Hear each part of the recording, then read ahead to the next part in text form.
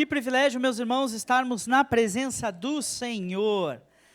As crianças vão agora ouvir a palavra de Deus de acordo com aquela linguagem que elas podem compreender, e nós, os adultos, vamos ficar aqui também meditando na palavra do Senhor. Certamente Deus tem separado uma porção da sua palavra para abençoar as nossas vidas essa noite. E hoje eu quero falar com vocês sobre o teste da falta. É bem verdade que não há muita dificuldade na nossa vida em honrar a Deus, servir a Deus e amar a Deus quando tudo nos vai bem. Quando nós estamos ganhando coisas boas, nós até dizemos: obrigado, Deus, porque o Senhor é tão fiel, obrigado pelas bênçãos que o Senhor tem me dado. Quando nós temos o suficiente para nós e para compartilhar, nós temos até prazer em abençoar alguém. Nós abrimos nossa carteira com facilidade e dizemos: olha, se precisa de uma ajuda, está aqui, eu vou ajudar você, eu vou estender a mão para você na sua falta. Quando nós estamos vivendo um momento de paz e tranquilidade da nossa vida, nós vamos na igreja, estamos alegres, ficamos em paz com o Senhor. Mas e quando algo me falta? E quando algo lhe falta? Quando as coisas não estão indo bem na nossa vida? Será que nós continuamos com a mesma amistosidade? Será que continuamos com o mesmo sorriso no rosto? Será que nós continuamos com o mesmo altruísmo? Será que ainda continuamos com a mesma generosidade? Ou os tempos difíceis da nossa vida nos fazem desconfiar de que Deus continua sendo Deus da nossa vida? Não é incomum vermos pessoas que, quando estão passando pelos momentos de vales da sua vida, momentos difíceis, situações traumáticas, elas começam não apenas a negligenciar a sua vida com Deus, mas mais do que isso, elas começam a culpar a Deus por aquilo que elas estão passando. Elas não entendem a dinâmica de Deus para nos ensinar as coisas. E creia nisso, muitas vezes Deus permitirá que eu e você passemos por momentos difíceis, porque Ele tem algo que nós só conseguiremos aprender passando por esse momento difícil. Mas o objetivo do Senhor nunca é nos deixar derrotados em nossos testes ou em nossas provas, mas o objetivo do Senhor é que, através daquele teste, daquela prova, nós aprendamos o que Ele deseja que nós aprendamos e saiamos dali vitoriosos, saiamos dali maiores do que entramos, saiamos dali mais experientes com Ele, saiamos dali mais cheios da sua presença, saiamos daquela situação radiantes, porque foi difícil, foi duro, não foi fácil para nós, mas nós conseguimos permanecer na presença de Deus. Eu quero ler um texto da palavra hoje que fala sobre a história de Abrão, um dos patriarcas de Israel, e como ele passou pelo teste da falta. Quando Deus tirou o que ele necessitava, como que ele lidou com isso? Por favor, abra sua Bíblia, se você a trouxe, em Gênesis capítulo 12, dos versos 6 a 20. Gênesis 12, do 6 a 20. Você viu o que é alguém esperto? Eu olhei aqui embaixo, vi se tinha água, o Rogério já foi lá pegar uma aguinha para mim, viu? Que benção. Glória a Deus. Obrigado, pastor Rogério, servo de Deus. Gênesis capítulo 12, a partir do verso 6 e até o verso 20. Gênesis é o primeiro livro da Bíblia, então está aí logo no início. O capítulo é o número grande, capítulo 12, e o versículo são os números pequenos. Versículo 6. Enquanto ouço o farfalhar das páginas, esperarei um pouquinho mais, né? A leitura da palavra é a parte mais importante da pregação. Diz assim a palavra do nosso Deus. Atravessou Abrão a terra até Siquém, até o carvalho de Moré. Neste tempo, os cananeus habitavam essa terra. Apareceu o Senhor a Abraão e lhe disse: darei a tua descendência a esta terra. Ali edificou Abraão o altar ao Senhor, que lhe aparecera. Passando dali para o monte ao oriente de Betel, armou a sua tenda, ficando Betel ao ocidente e Ai ao oriente. Ali edificou um altar ao Senhor e invocou o seu nome. Depois seguiu Abraão dali, indo para o Neguebe. Havia fome naquela terra. Desceu, pois, Abraão ao Egito para aí ficar, porquanto era grande a fome na terra. Quando se aproximava do Egito, quase ao entrar, disse a Sarai, sua mulher: Ora, bem sei que és mulher de formosa aparência. Os egípcios, quando te virem, vão dizer, é a mulher dele, e me matarão, deixando-te com vida. Dize, pois, que és minha irmã, para que me considerem por amor de ti, e por causa tua me conservem a vida. Tendo Abraão entrado no Egito, viram os egípcios que a mulher era sobremaneira formosa. Viram-na os príncipes de Faraó e gabaram-se junto dele, e a mulher foi levada para a casa de Faraó. Este, por causa dela, tratou bem a Abraão, o qual veio a ter ovelhas, bois, jumentos, escravos e escravas, jumentas e camelos. Porém, o Senhor puniu Faraó e a sua casa com grandes pragas por causa de Sarai, mulher de Abraão. Chamou, pois, Faraó a Abraão e lhe disse, que é isso que me fizeste? Por que não me disseste que era ela tua mulher? E me disseste ser tua irmã? Por isso a tomei para ser minha mulher. Agora, pois, eis a tua mulher, toma e vai-te. E Faraó deu ordens aos seus homens a respeito dele, e acompanharam-no, a ele, a sua mulher e tudo que possuía. Amém? Note, meus irmãos, que esse texto da palavra nos conta uma experiência que Abraão viveu no início da sua história. A esse tempo, Abraão ainda não tinha esse A mais, que quer dizer pai de uma nação, mas ele era apenas Abrão, que quer dizer o pai. E ele era então um homem que tinha recebido uma vocação do Senhor.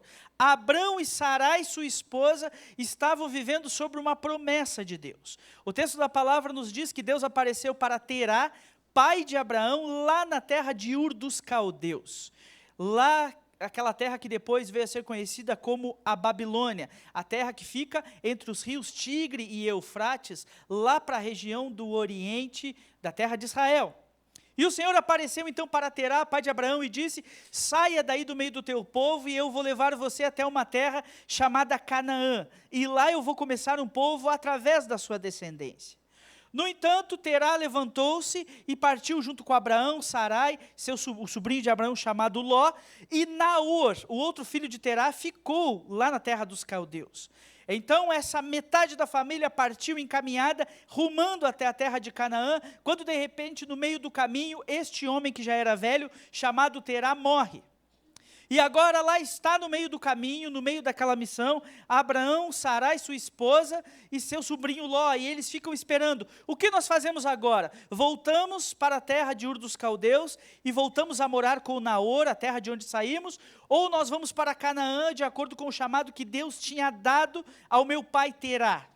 E então o Senhor mesmo aparece para Abraão no capítulo 11 de Gênesis, dizendo para ele, levanta-te, e eu farei de ti uma grande nação, vai para o lugar que eu te enviarei, saia do teu povo, da tua parentela, e caminhe para o lugar que eu tenho para você. E então Abraão encarna aquele chamado que fora do seu pai, e ele entende de Deus que ele deveria, no meio daquele caminho, seguir para a terra de Canaã, para viver aquilo que Deus desejava que ele vivesse. Mas Abraão era uma pessoa inexperiente. Ele até aquele momento vivia à sombra do seu pai, que era o líder daquele clã. Ele era alguém que desfrutava de muitas posses e muitas bênçãos. O texto da Bíblia diz que quando eles saíram da terra de Ur dos Caldeus, eles saíram com muitos animais, sobre os quais estava muita fortuna, muita riqueza, muitas posses, que eles haviam conquistado lá na terra de Ur dos Caldeus. Atrás deles iam manadas de animais que eles cuidavam pelos campos, e eles tinham uma grande prosperidade. E Abraão agora, quando recebe esse chamado, ele precisa começar a ter as experiências próprias dele com Deus. Você que nasceu da igreja, chegou um dia que você precisou experimentar a mesma coisa que Abraão. Até determinada idade você vinha na igreja porque seu pai vinha, sua mãe vinha. A igreja era um lugar familiar para você, um lugar aconchegante, um lugar onde você se sentia bem. Mas em determinada idade você precisou decidir, agora é a hora que eu vou viver as minhas experiências com Deus, ou agora é a hora que eu vou sair.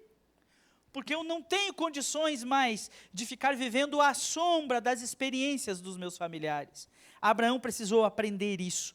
Quando Deus aparece para ele e diz, agora é contigo, Abraão, eu tenho algo para realizar através de você, ele precisa esquecer quem foi seu pai, qual a influência que o seu pai teve na sua vida, e ele agora precisa caminhar para as experiências dele com Deus.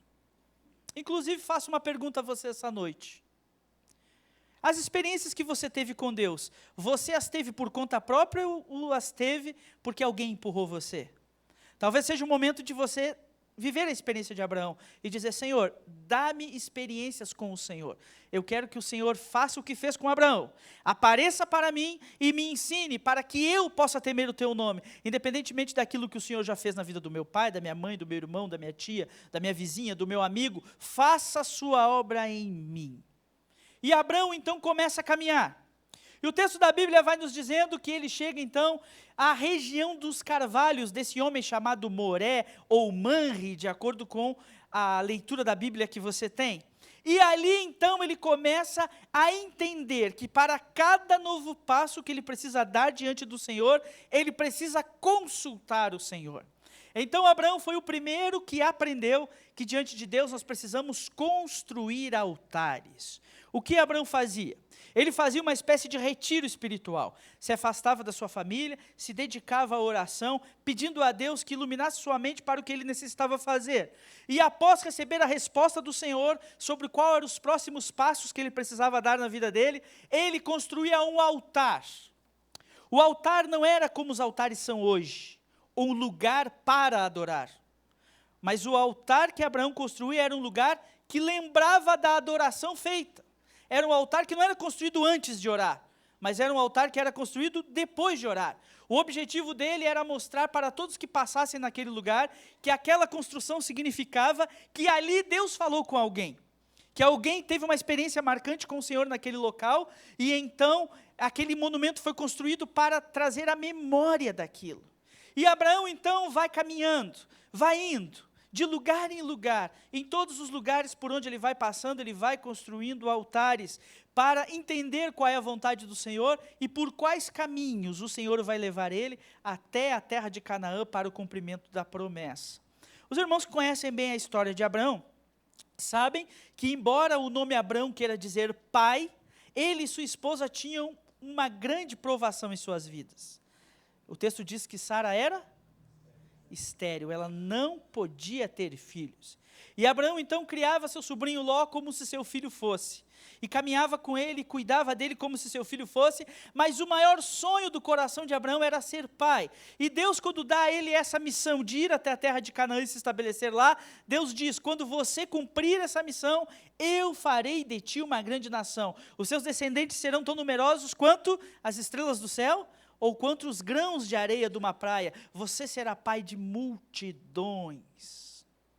E Abraão então começa a caminhar com o Senhor em busca dessa promessa.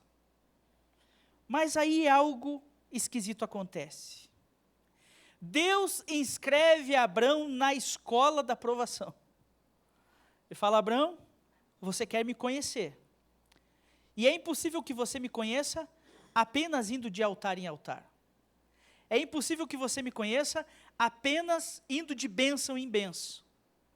Existem pedaços da minha personalidade, existem características da minha santidade, existem aspectos da sua vida espiritual que você só poderá desenvolver debaixo de provas, debaixo de testes, debaixo de situações difíceis que vão formar em você o caráter que eu espero que você tenha. De certa forma, é como se fosse aquele ferro bruto, que é tomado informe numa jazida de ferro, e é então trazido para ser aquecido, malhado, doído, para que se torne então algo bonito, puro e útil. Deus está falando isso para Abraão, você precisa ser testado. E o teste de Deus a Abraão toca em algo que ele nunca tinha experimentado. Quando Abraão se estabeleceu no deserto de Neguebe, houve grande fome naquela terra.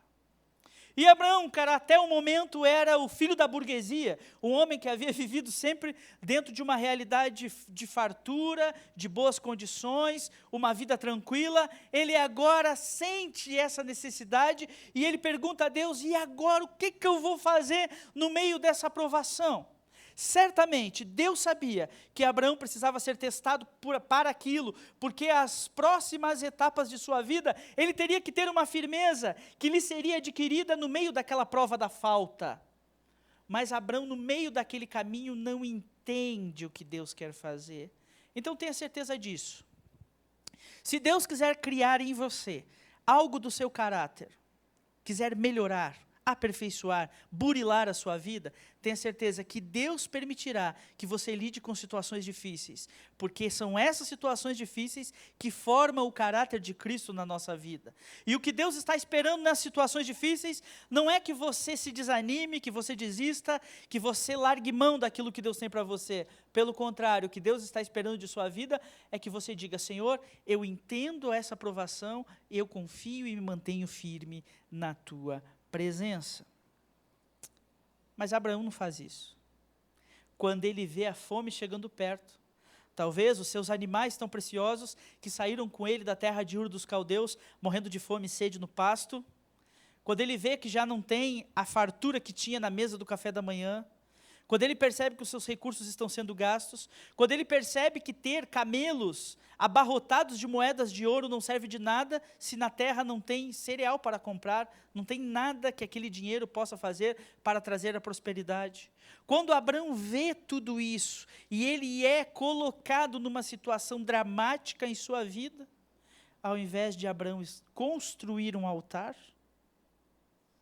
ele decide resolver a sua vida por conta própria. E aí qual a decisão que ele toma?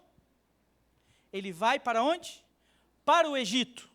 Ele decide: eu vou para a terra do Egito, porque lá os egípcios já estão mais avançados tecnologicamente, eles têm condições de armazenar os cereais, armazenar as coisas, eu tenho condições financeiras, tenho dinheiro aqui, eu vou para o Egito, porque lá eu compro o alimento e posso suprir a necessidade, a falta que eu estou tendo. Mas ora, qual era o chamado de Deus para Abraão? Sai do meio da tua terra, da tua parentela e vai para a terra de Canaã. Ora, o Egito é para um lado, Canaã é para o outro.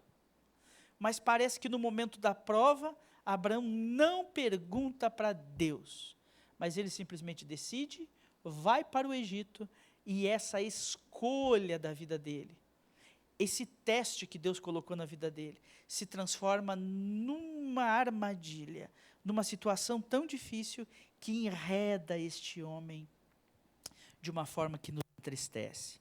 Eu quero ir mais fundo um pouquinho nessa história e retirar dela algumas características que o teste da falta pode criar na minha vida e na sua vida, baseado naquilo que esse teste criou na vida de Abraão.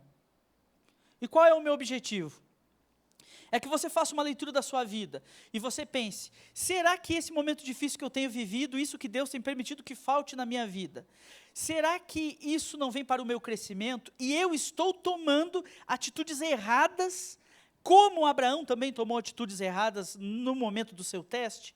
E se você, ao ouvir essa mensagem, entender isso: poxa, eu tenho tomado atitudes erradas, eu não tenho entendido o que Deus quer fazer na minha vida. O meu convite a você é que ao final dessa mensagem você se arrependa disso e diga ao Senhor: Senhor, eu aceito a prova, eu aceito o teste, eu quero aprender a lição e eu vou estar confiante no Senhor, eu não vou tentar resolver com as minhas mãos, eu vou fazer o que o Senhor deseja que eu faça. Amém? Sacode quem está perto de você e diga assim: acorda aí, acorda aí. Acorda aí que recém começou.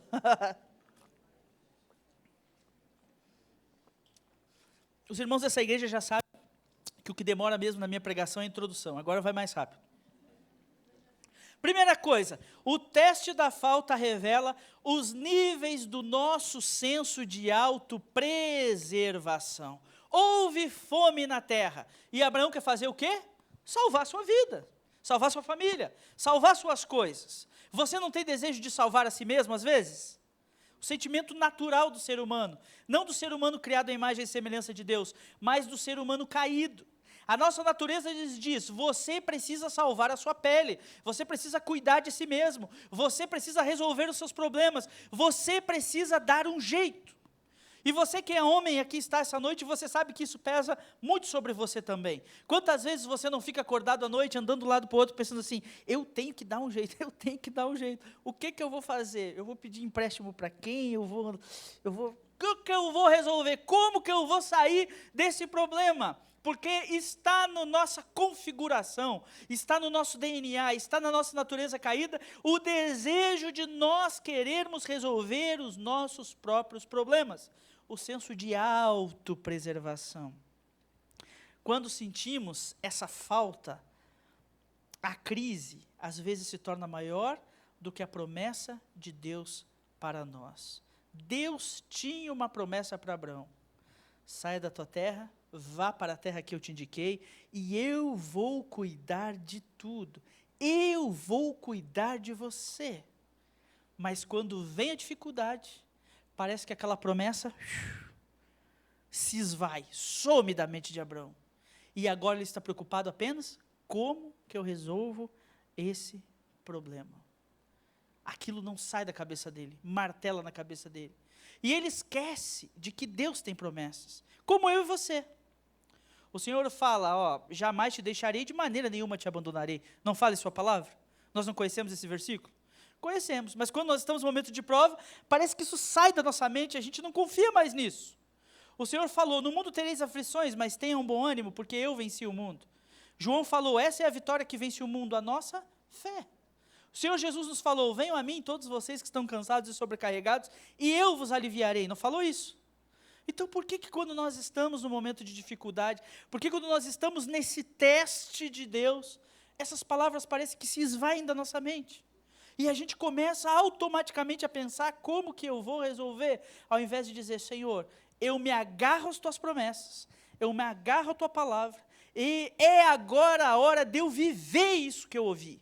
É agora a hora de eu experimentar a graça do Senhor. É agora a hora de eu fazer valer essa palavra que tantas vezes veio ao meu ouvido. E eu não vou arredar o pé da tua presença. Eu vou estar onde o Senhor deseja que eu esteja. Infelizmente, muitos de nós, no momento da falta, nas provações, nos testes que Deus nos dá, nós acabamos querendo resolver com as nossas mãos, e ao invés de ficarmos quietos e confiantes no Senhor, nós botamos os pés pelas mãos, tomando atitudes que no futuro vão nos trazer muita dor de cabeça, muita crise, muitos problemas, muitas mágoas, muitas dificuldades. Ora, eu não estou falando que você não precisa lidar com as suas dificuldades, todos nós precisamos. Se nós temos um problema, o Senhor não vai descer com um anjo, com uma espada flamejante do céu, para resolver as coisas para nós. As coisas não funcionam assim. Mas nós devemos consultar ao Senhor. Já imaginou que diferença faria na vida de Abrão? Se Abrão, enquanto enfrentou a fome no deserto do Negueb, tivesse dito, Senhor, o que eu faço? Tem fome nesse lugar. Eu saio daqui ou eu permaneço nesse lugar esperando a provisão do Senhor? Eu não tenho dúvida de que Deus confirmaria algo no coração de Abrão. Mas agora uma certeza eu também tenho. Deus jamais enviaria Abraão para o Egito, que na época era um lugar onde nenhum servo de Deus deveria ir, um lugar completamente avesso ao que é a vontade do Senhor. Os testes, as provas, as faltas vêm sobre a nossa vida, para nos ensinar quem está no controle. Quem que está no controle aí? É você ou é Deus? Quem que está dirigindo esse carro? Você está no volante ou você está no banco do carona? Quem que está cuidando das coisas? É você ou é Deus? Se você declara com seus lábios que é o Senhor, você precisa depender dEle. Você não precisa cuidar de si mesmo e querer resolver as coisas por si próprio. Você pode confiar no Senhor. Amém? Mas em segundo lugar, o teste da falta descortina nosso compromisso com a verdade. Meus irmãos, quando a falta aparece, quando a luta aparece na vida de Abraão, ele fica pensando assim, será que essa minha dificuldade não é maior do que o meu compromisso com a integridade? O que eu vou fazer nesse momento? E aí o texto nos diz que um abismo chama o outro abismo. Qual a primeira decisão errada de Abrão? Houve fome na terra, eu vou ir para o Egito. E aí quando ele chega no Egito, ele percebe que tem outras questões que ele precisa resolver. Minha esposa Sarai é lindíssima, muito bonita, uma mulher muito formosa. Os egípcios vão querer ficar com ela. Mas para ficar com uma mulher que tem marido, o que eles faziam com o marido? Meu Deus do céu, por que Abraão saiu do deserto do Negueb e foi para o Egito? O Egito é o lugar que mata o marido dos outros, entendeu? Que lugar que é esse? É o lugar onde, se a sua esposa for bonita, ó, já era, acabou, você morre. Lá não tem companheirismo, lá não tem amizade, lá não tem lei de Deus, lá não tem nada, não tem temor, não tem nada. Lá tem os falsos deuses egípcios, o seu panteão esquisito, onde os deuses vêm e coabitam entre os humanos, aquela coisa toda, de toda aquela mitologia egípcia. E lá a coisa é dura. E Abraão, vendo que se metendo num problema, criou um problema maior ainda, agora diz, o que eu vou fazer? Se eu chegar lá com Sarai, minha mulher, eles vão me matar e vão ficar com ela. Então, eu já sei o que eu vou fazer. Eu vou dizer que ela é minha irmã. E aí os egípcios vão me deixar com vida. Parece uma boa ideia isso? Muito bem, ela é sua irmã. Então, os egípcios vão continuar vendo que ela é linda. E vão fazer o que com ela? Vão levar ela para o seu harém, vão levar ela para suas cabanas, vão levar ela para os lugares onde quiserem e vão fazer o que quiserem com ela. Abrão, você é um servo de Deus, você está disposto a prostituir sua esposa, Abrão? Mas é que eu tomei uma decisão errada, e essa decisão errada está exigindo que eu tome outra decisão errada. Um abismo chama outro abismo, e Abrão está enredado nesse negócio agora, como é que ele vai resolver isso? Talvez Abrão estivesse fazendo uma coisa que eu e você fazemos muito, racionalizando. Abrão pensou, Sara é muito bonita, mas ela não pode? Então o que vai acontecer? Um egípcio vai pegar ela, vai levar para casa. Vai ter relações com ela e não vai engravidar. Então o egípcio vai fazer o quê? Abraão, toma de volta sua irmã, ela não presta. E aí Abraão pega ela de volta e relaxa. Já pensou que loucura? Que ideia é essa? Que pensamento é esse? Por que coisa assim passa na cabeça de gente que teme a Deus? Passa na minha e na sua cabeça? Por que a gente tem essa mania de querer racionalizar as coisas? Eu sei que Abraão começou a pensar nessas coisas e ele decide dizer que Sara era sua irmã. Mentindo descaradamente. Abandonando seu compromisso de integridade. Abandonando seu compromisso para com o Deus que ele cria. Fazendo algo que era completamente impensável para alguém que servia a Deus. Ele agora está envolvido nisso. Para a sorte de Abraão, quem se interessa por Sara, que de fato devia ser muito bonita, é o próprio faraó. E os faraós naquela época, como os reis da antiguidade, tinham o costume não de gostar de uma mulher e tomar para si, mas quando eles gostavam de uma mulher, eles pegavam aquela mulher, colocavam ela no seu harém, os seus servos ficavam cuidando daquelas mulheres por algum tempo, até que aquelas mulheres estivessem purificadas, do jeito que o faraó gosta. E então, num dia marcado, o faraó ia ter uma relação com ela, que poderia ter sido a única, porque o faraó era o deus egípcio. Na cultura dos egípcios, faraó era o próprio Deus. Então o faraó podia fazer o que ele quisesse. E ele certamente tinha no seu harém milhares de mulheres que iam se deitar com ele uma vez só, e aquelas que fossem as melhores, talvez ele chamasse de novo para o seu leito. Abraão teve a misericórdia de Deus, de que quem se interessou por Sara foi faraó, e que faraó não logo deitou com ela, mas deixou ela no seu harém para ela ser preparada. Mas aquele homem, que é um servo de Deus, está fazendo tudo errado. Vale a pena qualquer coisa no momento difícil? Vale a pena mudar as regras do jogo? Vale a pena mentir? Vale a pena ceder? Vale a pena trapacear? Vale a pena enganar? Vale a pena fazer tudo porque você está no momento de dificuldade? Será que é isso que Deus espera de mim e de você? Você viver como as pessoas que vivem aí fora, dizendo assim, nossa, eu estou num momento de grande provação, então agora eu preciso dar um jeito nisso, e nem que eu tenha que roubar alguém, nem que eu tenha que matar alguém, nem que eu tenha que fazer o mal para alguma pessoa, nem que eu tenha que mentir muito, nem que eu tenha que enganar os outros, nem que eu tenha que ferir quem mais eu amo, nem que eu tenha que enganar a igreja do Senhor, nem que eu tenha que contar uma história triste para o pastor, nem que eu tenha que isso, nem que eu tenha que aquilo, eu preciso sair dessa e eu vou dar um jeito de sair, independentemente de quem fira, do que aconteça, eu estou disposto a pagar o preço que for preciso para eu sair dessa enrascada que eu me meti. Será que vale a pena isso? Será que é esse o tipo de vida que Deus tem para mim e para você? Certamente, o que o Senhor desejava ouvir de Abraão, lá no deserto de Negueb, era: Senhor, tem fome nessa terra, mostra para mim se eu tenho que ficar aqui ou se eu tenho que sair.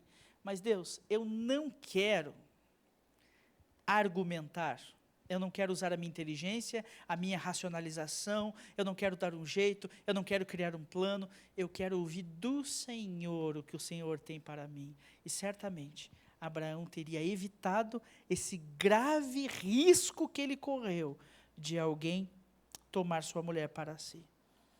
Mas além de revelar o nosso senso de autopreservação, e de revelar o nosso compromisso com a verdade, o teste da falta escancara o quão egoístas nós podemos ser. Meu irmão, eu e você podemos ser bem egoístas. Abraão foi assim. Ele estava disposto a entregar Sara, ele estava disposto a fazer o que quisesse. O texto diz que quando o faraó tomou Sara, viu que ela era muito bonita, e ele começou a fazer o que com Abraão? Abençoar Abraão. Falou: olha, dá sua irmã para mim aqui, eu vou colocá-la no meu harém e vou derramar sobre vocês muitas bênçãos. E Abraão começa não apenas a ceder, a falsear com a verdade, a deixar sua integridade, mas agora ele começa a lucrar com seus erros. Puxa vida, que espiral é essa que ele está indo? É como algo que vai descendo no ralo do tanque, assim, ó, vai indo numa espiral para baixo até entrar pelo cano. Eu não sei o que está acontecendo com Abraão. Agora ele começou a lucrar com isso. E ele está sendo abençoado, o faraó dá bois, dá gado, dá presentes, dá coisas maravilhosas por ele, porque levou Sara, e ele está ali se locupletando, se enchendo, ficando feliz com tudo aquilo que ele está ganhando, diante de uma situação que está dramática na sua vida. Mas aí entra o Senhor. Quando nós lemos o livro de Gênesis, nós vemos a história do início do relacionamento de Deus com o seu povo. A história de Deus tentando criar um povo através dos patriarcas, Abrão, Isaque, Jacó. E Deus tem uma paciência fantástica no livro de Gênesis, porque Deus suporta algumas coisas que mais à frente na narrativa bíblica Deus não vai suportar. Porque Deus entende que aquele povo é povo cananeu, tirado de uma terra de pecado, está aprendendo, e Deus tem uma misericórdia danada de Abraão. E é por isso que Deus intervém. Talvez, se Abraão vivesse nos tempos de Jesus, ou se vivesse nos tempos dos profetas pós-exílicos, Deus teria rejeitado Abraão, por causa da sua infidelidade. Mas Deus olha para Abraão e diz assim: esse homem está aprendendo a caminhar comigo, ele não sabe nada, ele não teve nenhum profeta antes dele para dar um texto bíblico, ele não teve ninguém antes dele para ensinar como é que ele caminha, então eu vou ter um pouco de misericórdia desse homem. E Deus entra na história e tem misericórdia de Abraão, a graça de Deus prevalece sobre a vida de Abraão. Meus irmãos, e creia nisso, se não for a misericórdia e a graça de Deus sobre a minha vida e sobre a sua vida, nós já estávamos perdidos completamente, por coisas ruins que nós fizemos, por maldades que nós fizemos, por momentos em que nós fomos extremamente egoístas. E talvez, se você contar para alguém o momento mais difícil da sua vida, a maior loucura que você fez, a maior arbitrariedade que você já cometeu na sua vida, essa pessoa que está do seu lado deixe de ser seu amigo, porque nós somos capazes de fazer coisas escandalosas, coisas feias, coisas terríveis, e nós precisamos dessa graça. Então Deus entra no jogo. Deus vê, Abraão decidiu ir para um lugar que eu não mandei ele ir. Abraão mentiu que Sara é sua irmã. Abraão agora está lucrando em cima de Sara. Abraão está completamente perdido, então eu vou intervir. E Deus começa a tocar na corte de Faraó. E toda a corte de Faraó começa a adoecer por causa que Sara está presente dentro daquele harém. E aí Faraó começa a ficar preocupado, o que aconteceu? Será que de alguma forma eu desagradei os deuses? E certamente ele foi procurar dentro da sua teologia egípcia, alguma explicação para aquela praga, aquela maldição que estava vindo sobre ele, e ele não encontrava nenhuma saída. Então certamente aquele homem começou a investigar o que ele podia estar fazendo de errado. E aqui nós não sabemos se Deus falou com o Faraó, ou se Faraó, de alguma maneira humana, investigou e descobriu o problema. Mas Faraó identificou que a corte dele estava sofrendo uma praga, uma maldição, uma enfermidade, porque Sara não era irmã de Abrão, ela era esposa de Abrão. E aí Faraó vem conversar com Abrão dizendo, por que fizestes isso? Por que você fez isso? Você consegue enxergar essa nuance do texto? Um homem ímpio, adorador de falsos deuses, que se acha o próprio Deus, Faraó do Egito. Chega para Abraão, que é um servo de Deus, e diz assim, a sua atitude, a sua mentira, a sua falta de integridade, a sua cara de pau, me deixou perplexo. Não é uma coisa triste? Por que você fez isso? E então, Abraão diz, olha, eu tive medo que vocês matassem a mim, então eu disse que ela era minha irmã. Então, pela graça de Deus, Faraó devolve Sara a Abrão, derrama bênção sobre eles, dá bens para eles e diz, sumam do Egito, saiam daqui, não voltem mais aqui. E Abrão sai do Egito vivendo essa experiência com Deus. Abrão se preocupou com Sara? Não. Abrão se preocupou com seu sobrinho Ló? Não, que a gente nem sabe onde é que Ló está no meio dessa história toda. Abraão se preocupou com o Faraó e sua corte? Não. Abraão estava aí que todo mundo estava morrendo de praga? Não. Abraão sabia o que estava de errado? Sabia. Fez alguma coisa? Não. Sabe por quê?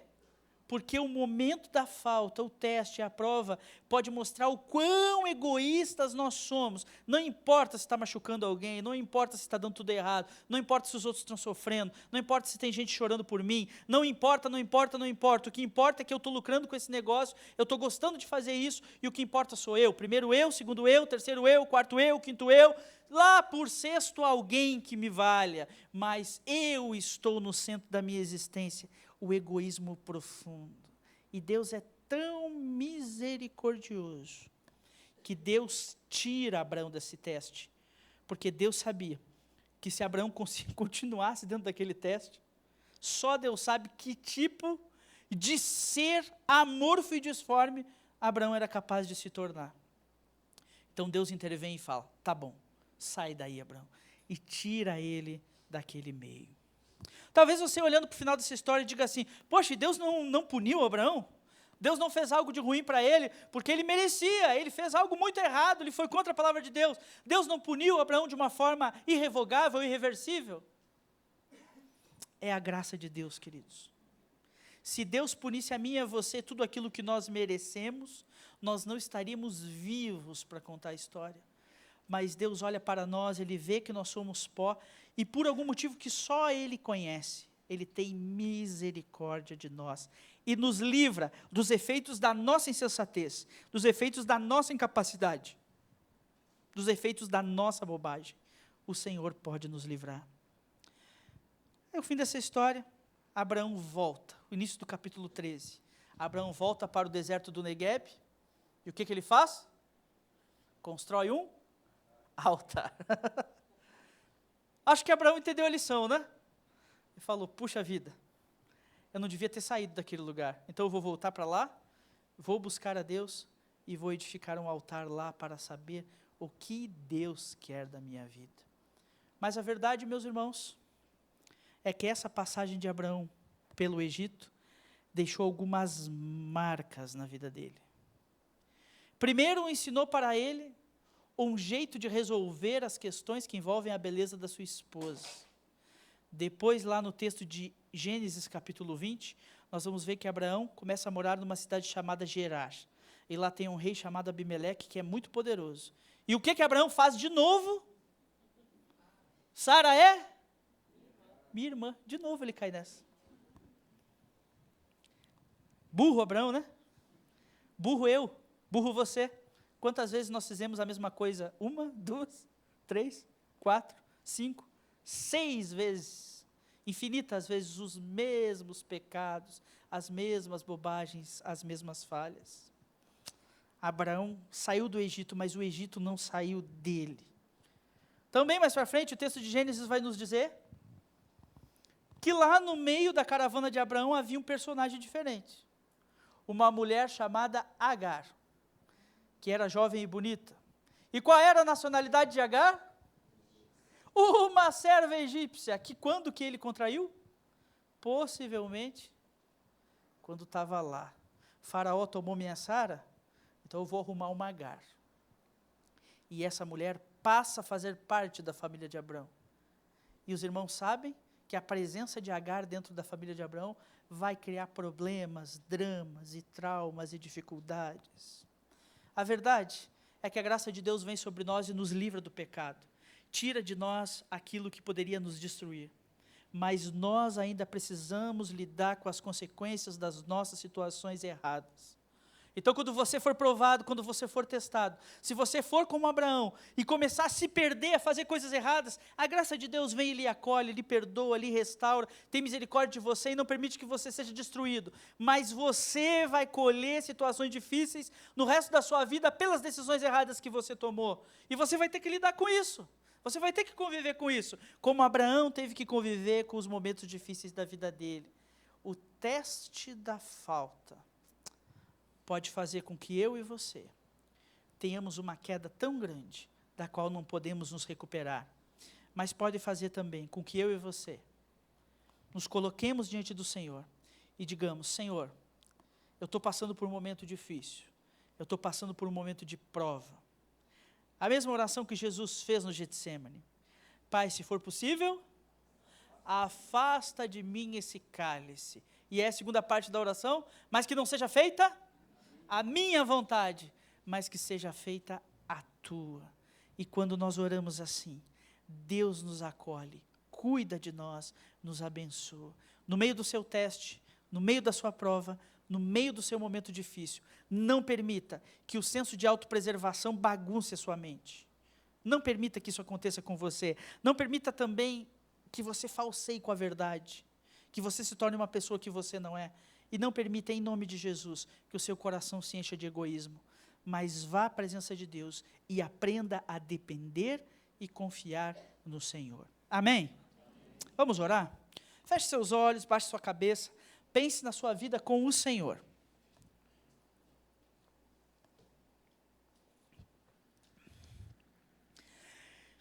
O Senhor viu Abrão lá na terra de Ur dos Caldeus. E o chamou para uma caminhada.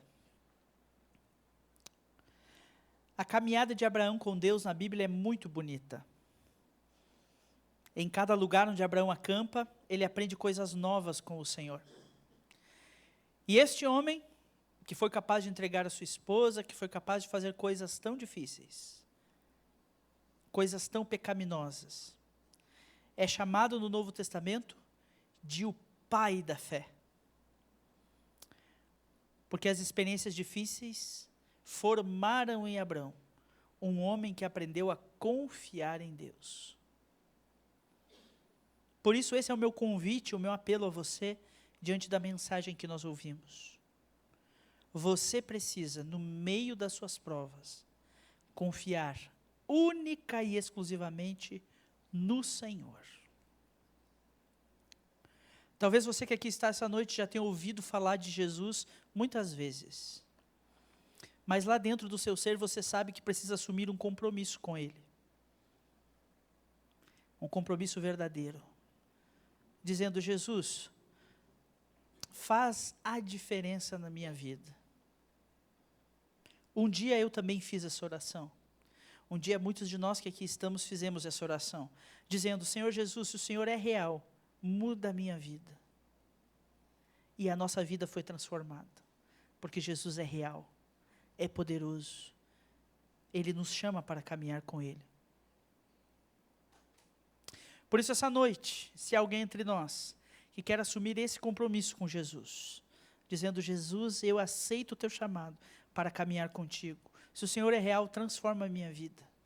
Eu me rendo ao que o Senhor quer fazer. Eu quero orar por você essa noite, pedindo que Jesus transforme a sua existência. Há alguém aqui hoje que quer entregar a sua vida a Cristo? Se há alguém, erga sua mão e logo baixe, só para que eu possa ver você. Amém. Glória a Deus. Talvez haja alguém aqui essa noite que quer dizer: Senhor, eu preciso confiar em Ti. Eu estou no meio de uma prova grande. Estou no meio de uma empreitada difícil. Eu tenho sido tentado a ter as atitudes que Abraão teve. Mas eu quero assumir diante do Senhor o compromisso de estar abrigado à sombra da cruz de Jesus Cristo. De estar prostrado, de construir altares, e não de sair tomando atitudes. Eu quero orar para que Deus possa lhe ajudar a ficar firme, confiando nele. Há alguém aqui que quer fazer essa oração? Erga sua mão. Quero orar por você. Amém, amém. Pode baixar. Amém, amém. Senhor Deus, essa noite tua palavra ministrou nossos corações. O Senhor chamou Abraão para uma grande obra. O Senhor tinha promessas maravilhosas para a vida dele. Mas ainda assim, ele não foi aprovado no teste da falta. Nós queremos pedir, Senhor, que pela tua graça, o Senhor nos ajude, para que nos momentos em que nos faltar, seja o pão, seja o companheirismo, seja a alegria, seja alguém que é muito importante para nós, que nos momentos de provação e falta, nós estejamos unidos com o Senhor. Ó Deus, nos ajuda a construir altares, nos ajuda a estar aos teus pés, nos ajuda a não nos movermos até ouvirmos a tua voz. Tira de nós, Deus, essa sensação de autopreservação, que nos diz que nós precisamos resolver os nossos problemas com as nossas mãos. Tira de nós, Deus, esse desejo de mentir, enganar, falsear. Tira de nós esse egoísmo, Pai. Nos ensina a confiar no Teu nome, por maior que seja a nossa prova. Nós oramos assim, no nome de Jesus. Amém. Amém. Que Deus abençoe a vida dos irmãos.